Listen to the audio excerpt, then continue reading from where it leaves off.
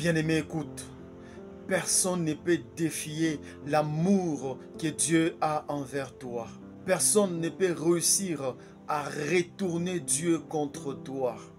Bien-aimé, le diable sera toujours là pour te dire que Dieu ne t'aime plus. Quand l'homme se rebelle contre Dieu, Dieu multiplie ses preuves d'amour envers cet homme afin de le racheter. Bien-aimé, le péché est comme une maladie que le diable jette dans le cœur de l'homme. Afin que Dieu se retourne de il est impossible que Dieu puisse détester son fils. Tel un bébé fiévré toute la nuit, ses parents vont multiplier les preuves d'amour en restant éveillés aussi toute la nuit, afin que ce bébé guérisse. Dieu multiplie encore plus ces preuves d'amour envers les hommes qui se rebellent contre lui afin de les racheter. Lorsque le roi Saül avait désobéi à Dieu, l'Esprit de Dieu a quitté le roi Saül, mais Dieu n'avait pas cessé d'aimer Saül. Il a prouvé cela. Lorsque le roi Saül était attaqué par Goliath et sa troupe, la Bible dit ceci, Dieu a appelé David pour défendre le roi Saül, afin qu'il demeure sur le trône. Dieu avait quitté Saül, mais n'avait pas cessé d'aimer Saül.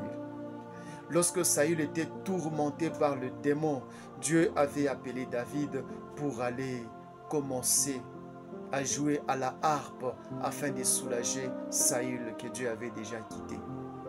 Bien-aimé, Dieu peut quitter tes affaires, mais Dieu ne peut jamais cesser de t'aimer. Il va multiplier ses preuves d'amour afin de te racheter. Tout ce que tu vois de bon, malgré que tu es dans le péché, ce sont les preuves d'amour que Dieu est en train de montrer pour toi afin de te ramener à lui. Dieu ne peut jamais être retourné contre toi. Dieu ne peut jamais cesser de t'aimer. Si tu es en vie, ça fait partie des preuves d'amour qu'il veut te racheter, qu'il veut que tu rentres, que tu sois sauvé. Bien-aimé, dans le jardin d'Éden, Satan, le diable, a tenté de retourner l'amour de Dieu contre Adam et Ève. La Bible dit ceci, lorsque Adam et Ève eurent péché, Dieu a commencé à multiplier ses preuves d'amour. Dieu qui avait dit à tous les êtres de se multiplier, mais lorsque Adam et Ève péchèrent, Dieu a appliqué la soustraction sur ses œuvres. Il a tué pour la première fois. Il a saigné un animal pour la première fois. Sur les milliers d'animaux qu'il avait créés, il a fait -1. Pourquoi? Parce qu'il aime ses enfants.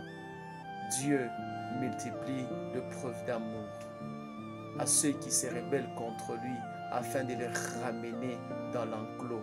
Dieu t'aime.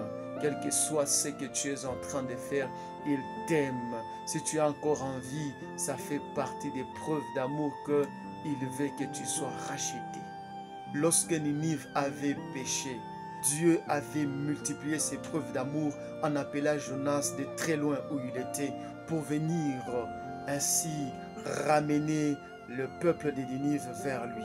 Lorsque David tue Uri et prend la femme de Uri qui s'appelait Bathsheba, Dieu avait appelé le prophète vers David.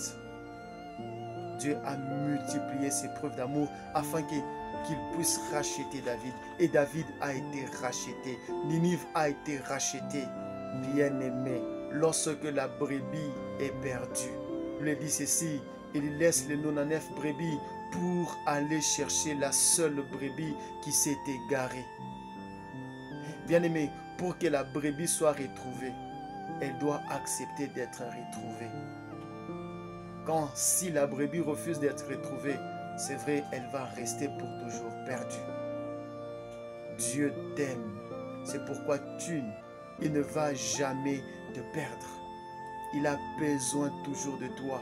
Il multiplie ses preuves d'amour. C'est pourquoi autour de toi, malgré que tu marches dans la désobéissance, il y a la maladie qui arrive, après il y a la guérison.